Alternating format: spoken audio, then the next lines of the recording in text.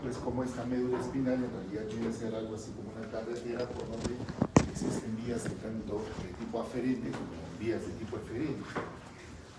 De la misma manera y el mismo criterio le hemos aplicado a lo que es el tronco encefálico, donde nos hemos dado cuenta que también todavía existen estas carreteras, como por ejemplo que es en el mismo medio, pero además nos hemos dado cuenta que la configuración nuclear tiene un orden de sentido podálico al caudal, perdón, al encefálico o rostral, donde nos podemos dar cuenta que está precisamente los núcleos que se organizan en tres tipos de columnas. En una columna que es sensitiva, la cual suele ser medial, perdón, lateral, una columna visceral que suele ser intermedia y una columna motora que suele ser más mediana, ¿no? También hemos podido distinguir en este tronco encefálico que la configuración y más o menos la altura de la ubicación de los núcleos va a depender obviamente del nivel de salida de los pares craneales, ¿no? Y dependiendo de la configuración que tengan estos pares craneales vamos a ubicar los núcleos más o menos en el mismo lugar de salida, con la condición pues de que si es un núcleo motor, si es un núcleo visceral o si es un núcleo aferente, ¿no? Entonces miren, es en realidad bastante sencillo como hemos ido planteando estos principios. Y ahora vamos a hablar de lo que es el diencéfalo, ¿no? El diencéfalo va a ser en realidad una estructura, para darnos una idea general de qué es lo que es una especie de un portero. Imaginemos que el cerebro es lo que es el telencéfalo, es la parte más evolucionada, la parte más crítica, ¿no? De esto, y tiene que existir, pues evidentemente, imagínense a masa encefálica siendo alimentada permanentemente por todos los receptores que tenemos en el cuerpo. El sistema colapsaría, ¿no? ¿Ya? Entonces, ¿qué hace el diencéfalo? El diencéfalo es un sistema que me permite, de todas esas percepciones que estoy sintiendo, darme cuenta cuáles son las pertinentes para el momento y esas son las que finalmente van a ser evidenciables a nivel de corteza. Si no, pónganse a pensar ustedes en este momento están escuchándome y obviamente su diencéfalo está prefiriendo sus sensaciones audiovisuales respecto de la presión que sienten sobre sus glúteos, respecto sobre un dolor pequeño, respecto sobre algún tipo de calor, respecto de cualquier cosa, ¿no? Entonces ahí está el diencéfalo actuando en esta forma de portero. Esto que ocurre en el nivel de aferencia ocurre también en el nivel de descarga, ¿no? Porque también imagínense la alta estimulación que tenemos a nivel cortical, ¿no? Múltiples descargas también se están originando a nivel de corteza que podría generar un desorden a nivel de nuestro movimiento, a nivel de nuestro automatismo, si es que simplemente las dejaremos pasar tal cual, ¿no? Por ejemplo, alguno de ustedes podría estar medianamente triste. ¿Por qué soy medianamente triste? Sí, pues ayer o en la mañana, o estoy sentado acá y no vino ella o no vino él, ¿no? Yo estoy medianamente triste, ¿no? Claro, pero no es algo que va a alterar mi sistema autonómico, porque es un impulso leve, lo racionalizo, bueno, más rato lo voy a ver en prácticas, la voy a ver en prácticas, se me pasará, bla, bla, bla, bla, bla, ¿no es cierto? ¿Ya? Pero si ese impulso de estar medianamente triste se convertiría en un impulso ya relacionado con un tema importante que es la preservación de ti, o sea, tu preservación de vida, o sea, amenaza tu vida, ya no haríamos un impulso medianamente, sino sería un signo de alarma muy fuerte. Y eso sí se traduciría finalmente en una respuesta de tipo autonómica, por lo general una reacción simpática, ¿no? Entonces ahí nos vamos dando cuenta, pues, esa intensidad. ¿Quién está mediando y quién está diciendo, no, esto pues hoy ya pues, ves a otro, pues no? ¿Quién? El tálamo, ¿no? Entonces es importante, ¿no? Entonces el tálamo, ese es el punto de vista, ¿no? Ahora, el tálamo forma parte de lo que es el diencéfalo y el diencéfalo entonces es un complejo nuclear, ¿no? Que se ubica en la parte superior del mesencéfalo entre los dos hemisferios cerebrales. Aquí vamos a encontrar en el medio de este complejo nuclear al tercer ventrículo, ¿no? El tálamo o el diencéfalo concretamente se desarrolla en la parte posterior de las dos vesículas cerebrales formada por el prosencéfalo y constituye una región muy importante para el control endocrino, vegetativo, sensitivo, subcortical y eso. ¿Por qué? Ya sabemos por qué, ¿no? Porque es de alguna forma el elemento modulador, ¿no? El que más o menos va dándose cuenta de la intensidad de los estímulos de entrada y la intensidad de los estímulos de salida, ¿no? Muy bien, seguimos, ¿no? La situación ya sabemos de que está entre el mesencéfalo y el telencéfalo. En el plano anterior se extiende desde la parte anterior del quiasma óptico hasta la parte posterior, que va a corresponder a lo que es el agujero de Monro o acueducto de Silvio, que es lo mismo, ¿no? ¿Ya? El plano posterior pasa por detrás de la glándula pineal, comisura blanca posterior, el plano lateral en el brazo posterior, el plano medial con la pared lateral del tercer ventrículo, el plano superior forma lo que es el techo del tercer ventrículo, y el plano inferior está conformado por lo que va a ser las estructuras ya de tipo mesencéfalo. Entonces el diencéfalo es todo eso, pero nosotros en el diencéfalo podemos agrupar diferentes regiones. La región talámica, que le corresponde al núcleo talámico, es la más evidente, en la cual nosotros vamos a encontrarlo aquí, ¿no? En esta región de ahí. ¿Qué es clásico entre la región talámica? Nosotros vamos a ver que hacia estas masas talámicas podríamos encontrar en el medio lo que es la comisura intertalámica, que solamente existe en el 70% de seres humanos y además preferentemente en las mujeres. O sea, la mayor parte de varones no tenemos comisura intertalámica, ¿ya? Esa es una región. Si este es el tálamo, lo que estaría por debajo correspondería a lo que es el hipotálamo. ¿Qué me divide anatómicamente el tálamo y el hipotálamo? Una estructura que discurre desde el acueducto de Silvio hasta el agujero de Monro, que es el surco de Monro. Del surco de Monro para abajo es el hipotálamo, mientras que del surco de Romo para arriba es lo que es el tálamo. Ahora, evidentemente es un plano sagital, ¿no es cierto? Si yo miraría el corte coronal, vería que el hipotálamo se desplaza hacia la parte medial, pero lateralmente hay otro espacio. Ese espacio que sería lateral, más o menos igual, un poco más hacia abajo del tálamo, implicaría lo que es el subtálamo, ¿ya? ¿Ya? Ojo, ¿por qué ocurre eso? Porque, como les vuelvo a repetir, el hipotálamo es medial, ¿no? Entonces, si esto es una pelota, que significaría que es el tálamo, y esto sería el lado medial y el hipotálamo estaba acá, ¿no es cierto? Pero acá hay otra área, ¿no es cierto? Que sería lateral al hipotálamo, ¿no? Eso es el subtálamo, ¿ya? Ahora, para la parte de arriba tenemos lo que es el epitálamo, donde encontraría la estría talámica, ¿no? Algunos le dicen avenular, que termina aquí en un espesamiento que es la vénula, ¿no? Y justo en la parte final vamos a ver que hay fibras que se cruzan de un lado al lado, que es la comisura venular, y ahí aparece la glándula pineal, y regresamos a lo que es la comisura gris posterior. ¿Ya? ¿Listo? Entonces son los elementos, obviamente los elementos comisurales también. Entonces ya tengo lo que es la parte del epitálamo, lo que es el subtálamo, lo que es el tálamo mismo y lo que es el hipotálamo, y los tengo claramente diferenciados además. Y ya me di cuenta que no son mismo, ¿ya? Entonces estas estructuras vamos a encontrarlas comúnmente dentro del diencéfalo, y aquí aparece pues esta famosa imagen donde encuentro lo que es el tálamo, el hipotálamo, el subtálamo y el epitálamo, ¿ya? Ahora, obviamente también nosotros vamos a ver, ¿no?, que cuando nosotros nos damos cuenta de un corte transversal en lo que es el diencéfalo, ¿no?, el tercer ventrículo va a tener algunas especiales, digamos, insinuaciones sobre lo que es este espacio, porque estamos hablando del espacio del tercer ventrículo, ¿no? Para orientarnos mejor, demos cuenta que acá adelante, como límite anterior o pared anterior, tengo la comisura blanca anterior, y una lámina que se extiende desde la comisura blanca anterior hasta el pico, que sería la lámina rostralis. A partir de la comisura blanca recién encuentro el límite del tercer ventrículo, porque esto no era parte del tercer ventrículo, era la base del septum pelúcido, ¿no? Desde la comisura blanca hasta la parte superior del quiasma estaría la lámina terminalis. Pero como nosotros nos damos cuenta aquí, hay un pequeño espacio por encima del quiasma óptico, o sea, no llega a la parte posterior, llega a la parte anterior, y acá me genera un receso, ese sería el receso supraquiasmático, ¿ya? Después veo que detrás del quiasma óptico se extienden dos láminas que ya forman lo que es el tallo hipoficiario, ¿no es cierto?, ¿no? Y esta región sería la región infundibular, ¿ya?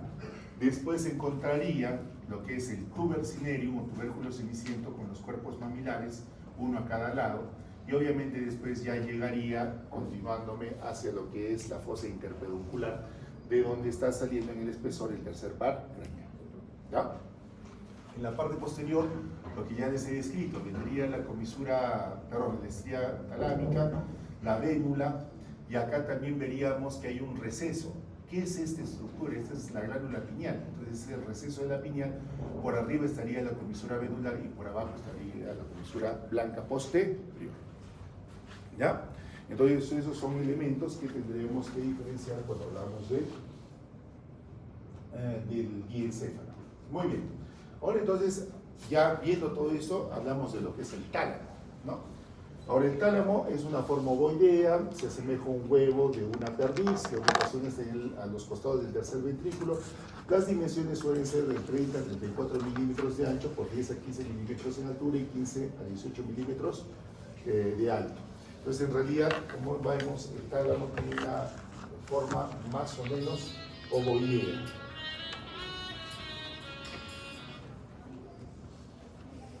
¿Ya?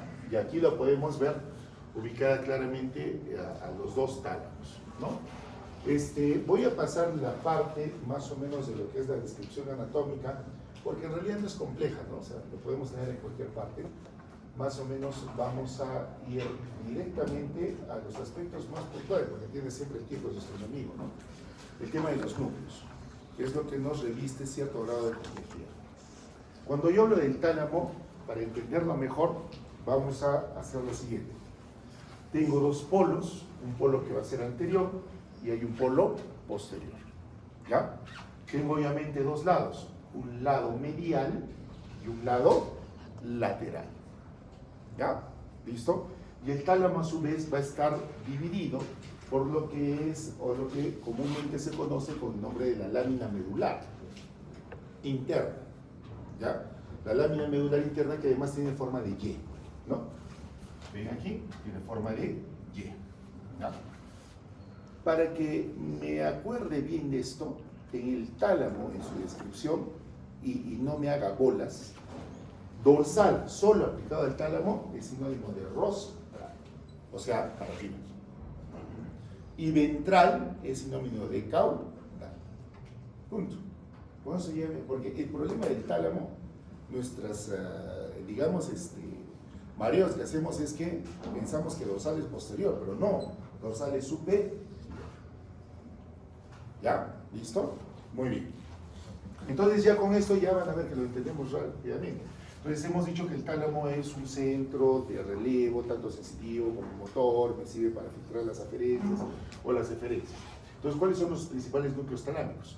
Para dividir, voy a dividir en núcleos mediales y núcleos laterales. ¿Ya? Y quien me va a servir como elemento divisor es precisamente la lámina medular interna. ¿Ya? Todo lo que está hacia la línea media de la lámina medular interna van a ser los núcleos mediales, mientras lo que está hacia afuera van a ser los núcleos laterales. ¿Ya? ¿Listo? Muy bien, vamos a encontrar dos polos. Justo entre las dos derivaciones de la lámina medular interna voy a encontrar el núcleo anterior talámico. Y un poco alejado de la propia estructura talámica, ¿no? También en el polo anterior, al núcleo reticular. ¿Ya? Pues núcleo anterior y núcleo reticular. Entonces ya hablé del polo anterior, ahora voy a hablar del polo posterior, porque ya hablé también de estos polos, ¿no? En el polo posterior voy a encontrar a tres elementos. El más grande, el más significativo es el pulvinar del tálamo. ¿Ya? El pulvinar del tálamo. ¿Qué es más? Se ve ahí en el ventrículo lateral, dividiendo pues lo que vendría a ser la estría medular y la vena, la estría terminal y la vena terminal, ¿no? Que está en el surco autoestriado, a un costado está el pulvinar y al otro lado está pues, el propio elemento del cuerpo y la cola del núcleo caudal, ¿no? ¿Ya? Entonces ahí está el pulvinar, que es grande, voluminoso, en el polo posterior. Pero en el polo más posterior y hacia abajo encuentro a dos cuerpos, dos eminencias, el cuerpo geniculado lateral y el cuerpo geniculado medial. ¿Ya? Lateral y medial. Estos cuerpos geniculados ya sabemos que tienen que ver con diferentes percepciones. Sabemos que el cuerpo geniculateral tiene que ver con qué cosa? Con la visión. Y el medial con la audición. ¿No? Entonces ya ahí están los relevos. O sea, ya me di cuenta, doctor, ya hablo de relevos, de percepción, de filtro. Ya ese es donde está filtrándose. ¿No? Ya. Muy bien. Ahora me voy a estos, que en base a lo dicho ya rápidamente me va a fluir. Miren, acá veo dos núcleos. Obviamente son laterales, ¿no es cierto? Pero ¿qué hemos dicho que tenemos que decir acá? Que dorsal es superior y ventrales inferior. Entonces este núcleo le voy a poner núcleo lateral dorsal, porque es superior. ¿Se dan cuenta? ¿No? Este también es núcleo lateral, sí, pues, es núcleo lateral dorsal posterior. A este le podría decir núcleo lateral dorsal anterior. ¿Se han dado cuenta? Fácil, ¿no? Ya sé de tálamo, miren, ya, rápido, ya, chao, vamos a nuestra casa. ¿No? Lo demás es deducible. ¿Ya? Entonces, ¿qué serán? Si estos son dorsales, los superiores, los llamamos, serán, doctor, ventrales, ¿no es cierto? ¿No? Entonces, hacia arriba tengo dos núcleos, pero hacia abajo tengo tres núcleos. Tengo un núcleo ventral anterior, ¿no es cierto? Que es este, ¿no? Y tengo dos núcleos ventrales después del ventral anterior. Un núcleo ventral lateral, ¿no?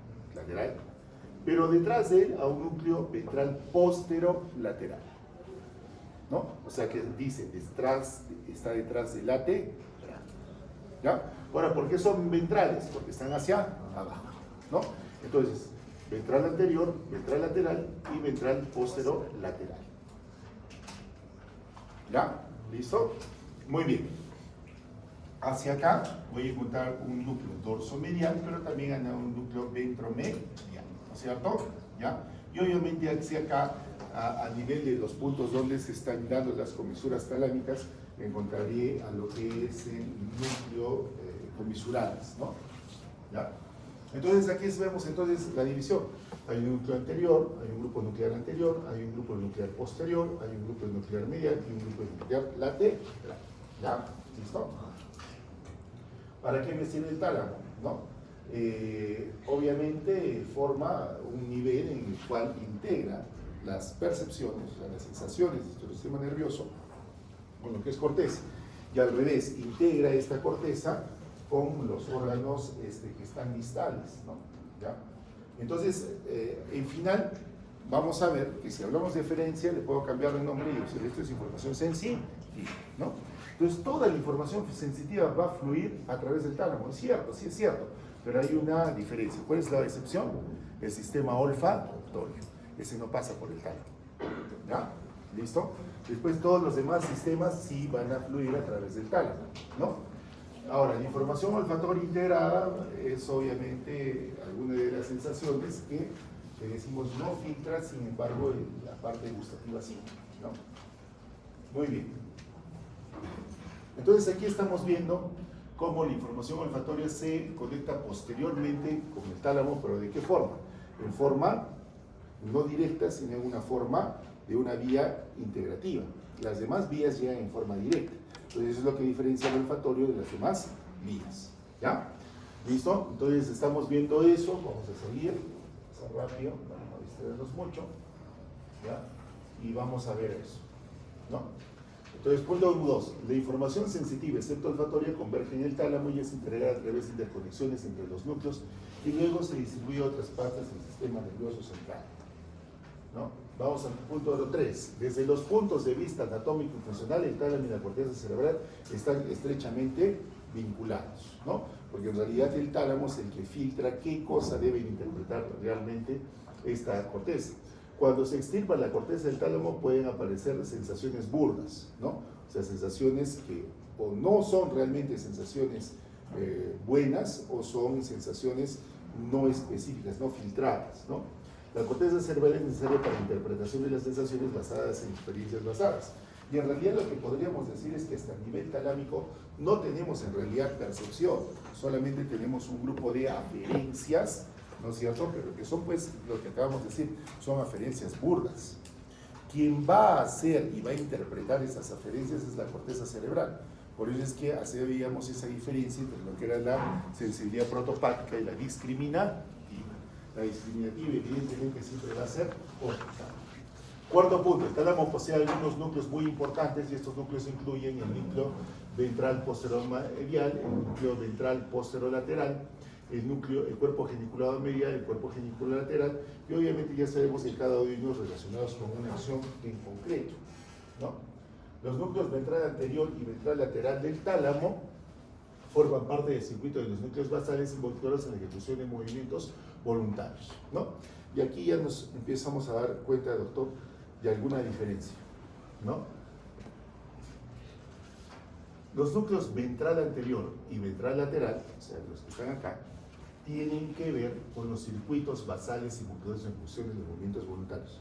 O sea, les había dicho que también el tálamo está a nivel de la descarga, ¿no es cierto? ¿Ya? Entonces, para entender esto, por ejemplo, cuando hablamos, y el tálamo tendría que hacer nuestra diferencia, la diferencia entre el tono muscular, que es una descarga, con la diferencia del movimiento voluntario, que es también una descarga, ¿no? Entonces, ¿quién te dice esto es para tono y esto es para descarga? El tálamo, ¿no? El tálamo, ¿no? Cuando nosotros tenemos la estimulación de la corteza cerebral, obviamente si es en determinada área, si yo quiero mover y contraer mi braquial anterior, pero recuerden que las neuronas están vecinas, entonces por ahí hay una pequeña estimulación para los grupos neuronales que están alrededor de los que controlan mi braquial anterior. Esas las tengo que inhibir, ¿no es cierto? Entonces todo eso hace el tálamo, bueno, filtra, ven que es pertinente y que no es pertinente, y con eso estarían asociados los núcleos ventral anterior y ventral lateral del grupo lateral del tálamo, ¿no? En sexto, el gran núcleo dorsomedial tiene conexiones extensas con la corteza del lóbulo frontal y el hipotálamo, ¿no? Estamos hablando del núcleo dorsomedial, que es este de acá, ¿no? Que va a tener ese tipo de conexiones. En punto 7, los núcleos intralaminares vinculados con las actividades de la formación reticular reciben parte de su información de esta forma. Ya. Hemos hablado hasta el momento de los núcleos ventrales, de los núcleos laterales, de los anteriores y los posteriores. Pero ¿qué era esto? Era la lámina talámica interna, ¿no? La lámina medular interna. Dentro de esta lámina tenemos los famosos núcleos intralaminares. ¿Qué de cualidad tienen estos núcleos? Estos núcleos, para empezar, son los más arcaicos del tálamo. Y por ende se van a conectar con el nivel del sistema nervioso más arcaico que también existe más abajo. ¿Cuál es el más arcaico que existe más abajo? No es el menisco medio, no es los núcleos correspondientes al trigémino, no es nada de eso. ¿Saben qué? Esa es la formación reticular. ¿Ya? Es lo más arcaico que hay hacia abajo. Entonces, la formación reticular, que está a nivel mesencefálico del tronco, dispara sus aferencias, ¿hacia dónde? Hacia los núcleos intralaminares del tálamo. ¿Y qué hacen estos núcleos intralaminares? Cuando se proyectan, se van a proyectar a toda la corteza en general. ¿Ya? O sea, no se proyecta en un área específica, se proyectan a toda la corteza, ¿no? ¿No ven que son arcaicos? O sea, los hemos mantenido antes, entonces no hay especialización, ¿ya? Y son importantes, sí, ¿por qué? Porque cuando hay una estimulación, por ejemplo, dolorosa, vamos a ver que viene la vía del dolor, ya sabemos, doctor, ahí está pues la neoespinotalámica, ¿no? La que hemos explicado, ¿no? Que viene por el cordón anterolateral, por el sistema anterolateral, y ahí va a llegar al tálamo, al sistema ventral posterolateral, qué sé yo, ¿no? O medial, si estamos hablando de la cara, ¿no? No, mentira, ese sistema no te va a despertar.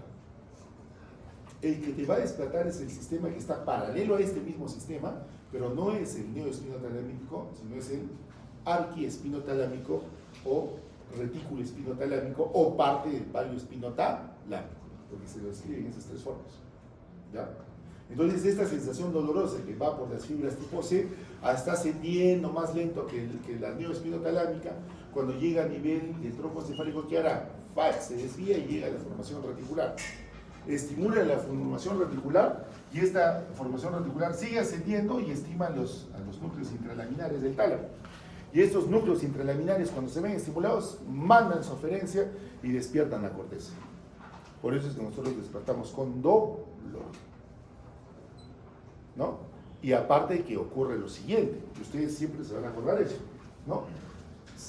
Durmieron con algún tipo de dolor, qué sé yo, pues se pusieron mal, despiertan, ¿no? Están despertando, están ahí somnolientos, pero una vez que han despertado, recién se hacen conscientes del dolor, ¿no? No es que me despierto, ¡au! No, se me despiertan, ¡au! Recién, ¿no? O sea, primero despierto y ahí soy consciente del dolor, ¿no? Entonces, eso es lo que ocurre con estos núcleos intralaminares, por eso son importantes. Entonces, primero, controlar el nivel de actividad global de la corteza cerebral, global, toda la corteza, influye en los niveles de conciencia y en el estado de alerta de un individuo, ¿no? Muy bien. De hecho, ustedes saben que nosotros tenemos que seguir 3 estadios patológicos, porque los cuento ya, porque no tenemos tiempo. Lo que vendría a ser el sueño, lo que vendría a ser el coma, lo que vendría a ser la muerte cerebral y lo que vendría a ser un síncope, ¿no? Son cosas diferentes, ¿eh? Sueño, coma, síncope y muerte cerebral. ¿Qué es lo que común que van a ver en esas 4 personas? Están pues tiradas, no reaccionan. Eso es lo común, ¿no? ¿Ya? Pero, ¿qué es la diferencia? Yo tengo que tener como médico el entendimiento clarísimo de que no es lo mismo, ¿no? La persona que ha hecho síncope se ha desconectado. ¿Por qué se ha desconectado? Porque por alguna razón ha sufrido un tema conmocional a nivel de su homeostasis. Y cuando hay ese tema conmocional en la homeostasis tiene un principio y se tiene que acordar eso toda la vida, ¿no? Debo de hacer la función especializada que estoy haciendo como célula y concentrarme en mi supervivencia. Entonces, si soy una neurona, cuando hay un estado extremo de homeostasis, un desequilibrio brusco o extremo, ¿qué tengo que hacer? Tengo que dejarme de mandar señales, pues, y concentrar la poca energía que tengo, oxígeno, ¿en qué? En mantenerme viva como neurona, ¿no? Ese es el principio. Entonces, por eso es que las personas se desmayan. Oye, ¿por qué te desmayaste? No tomé desayuno. ¿Por qué? Porque me faltaba aire. ¿Por qué? Porque pues, me dio un golpe. ¿Por qué? Porque tenía tanto dolor que me desmayé. No, porque tenía tanta impresión para procesar de lo que me he dicho que me ha terminado que me he desmayado. ¿No es cierto? ¿No? Entonces hay varias situaciones en las cuales nosotros entramos en... ¿Pero eso qué es? Es un síncope. O sea, la persona pierde momentánea eso. Pero la vemos y latido cardíaco normal, respiración normal, ¿no? Vamos a ver de que no es algo que permanezca, está entre sopor y síncope. Si es un síndrome ansioso, peor lo vamos a ver porque sus ojos están así, temblando, ¿no? Digo, ya, y las cachetadas la agarramos, ¿no? No seas mañosa, ¿no? ¿Ya? Entonces, esas cosas pasan, ¿no? Muy bien, entonces está clarísimo.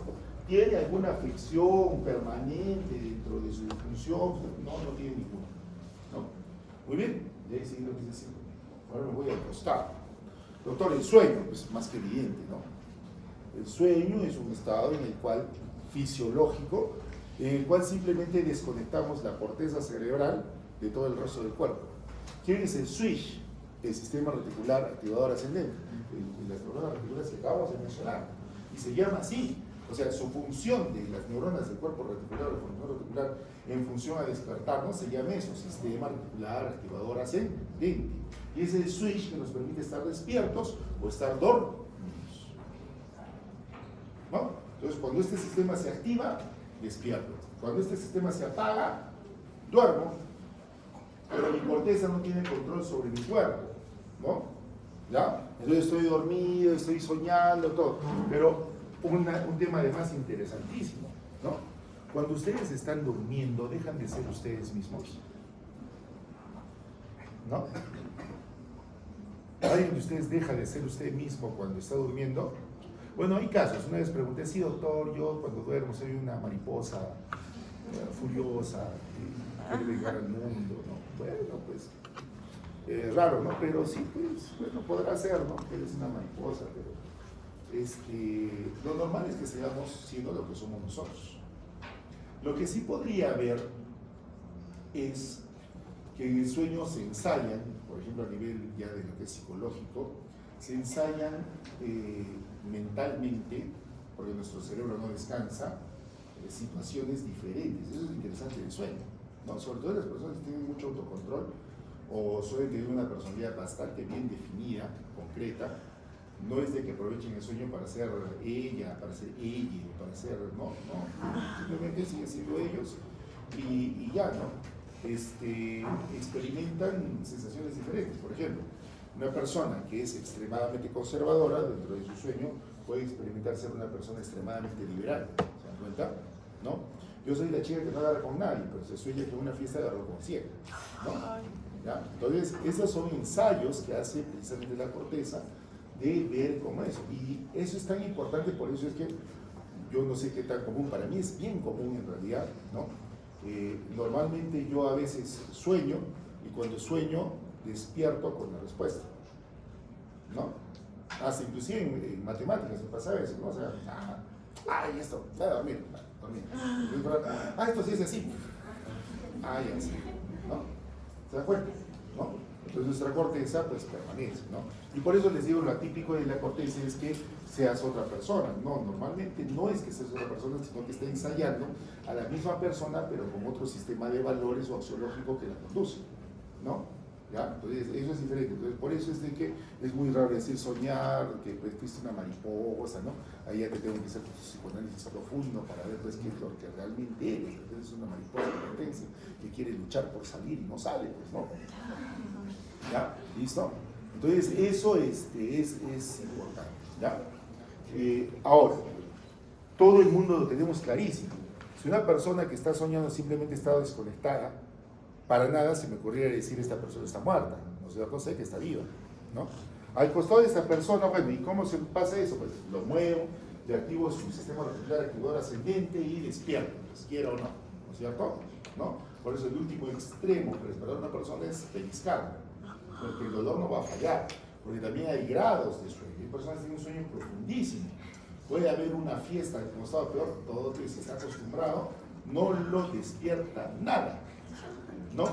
Hasta que tiene un estímulo doloroso. Oye, ¿qué pasó recién? ¿Cierto? ¿Ya? ¿Listo? Muy bien. Eso es el estado de sueño. Al costado tenemos el coma. El coma ya es un estado patológico. Pero para entenderlo, lo más sencillo del mundo es un estado en el cual la persona no tiene la capacidad de despertar. Miren,